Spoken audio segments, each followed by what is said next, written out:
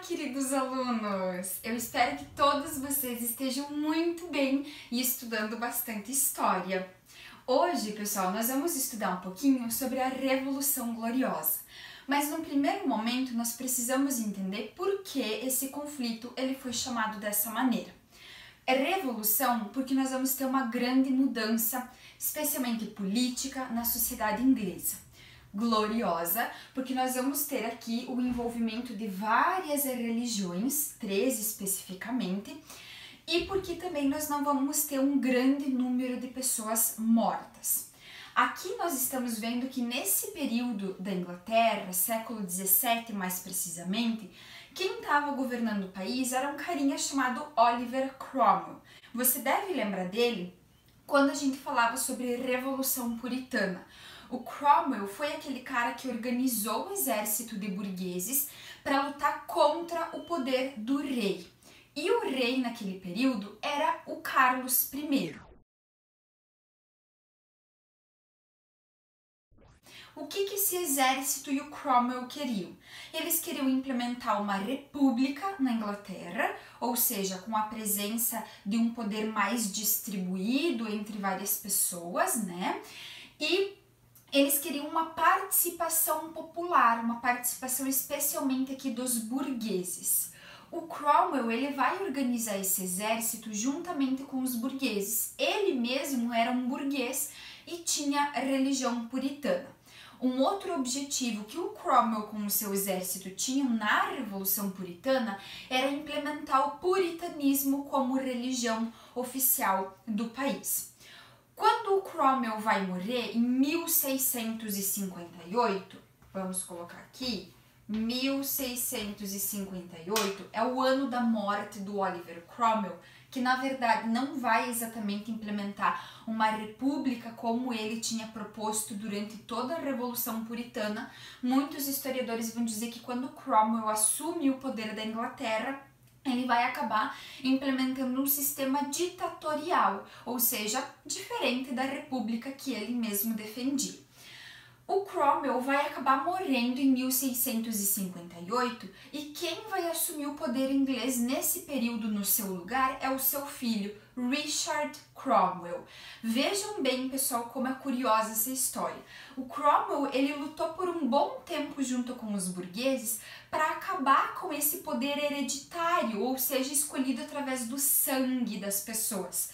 O pai passava o poder para o filho e assim sucessivamente. Ou seja, o Cromwell, junto com o seu exército, especialmente burgueses, eles não queriam mais que esse poder passasse hereditariamente de pai para filho, mas que esse poder ele viesse do povo, da população inglesa. Só que aqui, quando Cromwell morre, acaba acontecendo exatamente aquilo que na Revolução Puritana eles acabavam criticando, que era o poder passando hereditariamente. Richard Cromwell vai assumir o poder inglês, só que ele não vai conseguir se manter no poder por mais de 18 meses.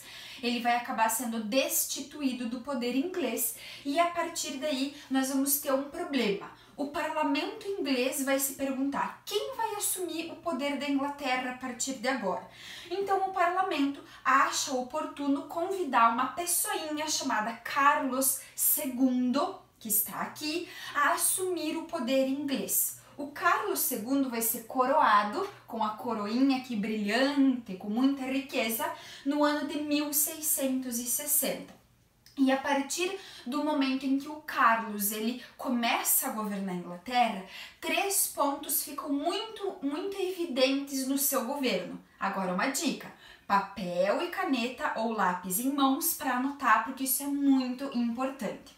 O primeiro ponto, o Carlos II, ele vai se aproximar muito da nobreza, daquela alta aristocracia, ou seja, pessoas muito ricas. Segundo ponto, o Carlos II vai perseguir os puritanos, ou seja, Carlos II era um anglicano diferente do Cromwell e diferente do que a maioria dos burgueses queria para a Inglaterra naquele momento. Terceiro ponto, o Carlos II, por ser anglicano, vai fortalecer o anglicanismo. Esses 3 pontos que eu acabei de elencar vão ser 3 quesitos importantíssimos para que a burguesia de novo questione o poder desse rei, porque eles tinham acabado de fazer uma revolução, a puritana, justamente porque eles queriam também ter uma certa participação política e religiosa, que agora com Carlos II acaba não havendo. Em 1685, nós temos a morte do Carlos II, e aí quem vai assumir o trono inglês vai ser o seu irmão, o seu mano, o Jaime II. Só que o Jaime II era católico. Aqui nós temos primeiro, nós temos um governante puritano, depois nós temos um governante anglicano e agora nós temos um governante católico. A população inglesa está confusa, não sabe exatamente que religião seguir. Então aqui nós vamos ter um conflito de ideologias religiosas. Os puritanos junto com os anglicanos contra esses católicos. E aí esse vai ser o grande cenário da Revolução Puritana.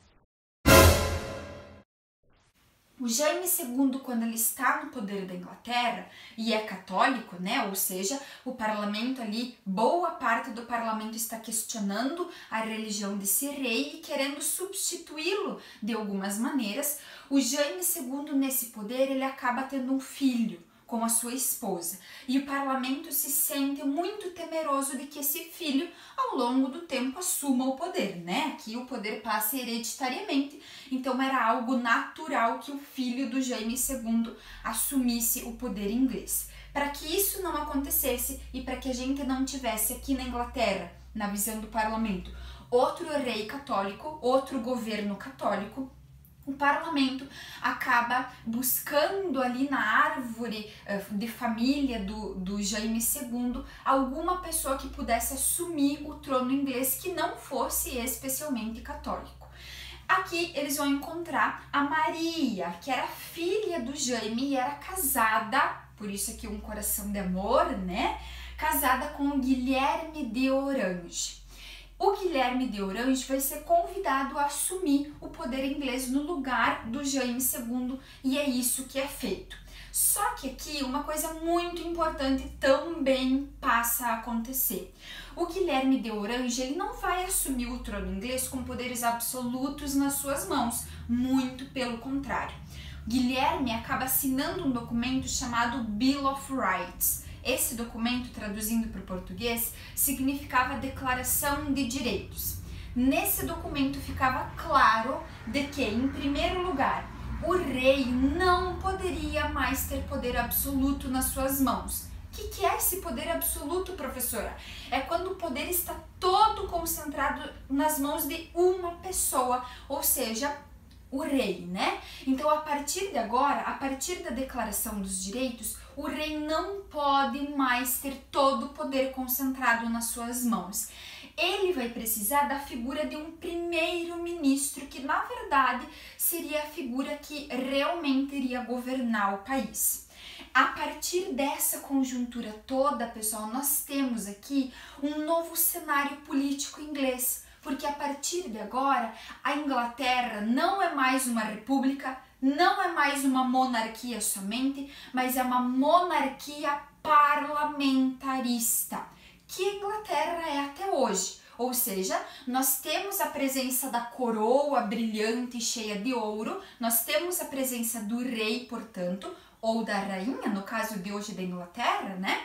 Nós temos a presença dessa figura, mas quem realmente governa é o primeiro-ministro. O rei vai estar junto ali nessas decisões, mas quem realmente toma elas é a figura do primeiro-ministro. Então aqui a principal consequência de todos esses conflitos, melhor dizendo, aqui na Inglaterra, vai ser que a partir de agora a Inglaterra vai passar a ser uma monarquia parlamentarista, ou seja, em outras palavras, vai continuar tendo a figura do rei, mas quem vai realmente governar vai ser o primeiro-ministro. Essa aqui é a Revolução Gloriosa e eu espero que vocês estudem bastante. Um beijo, alunos, até a próxima aula!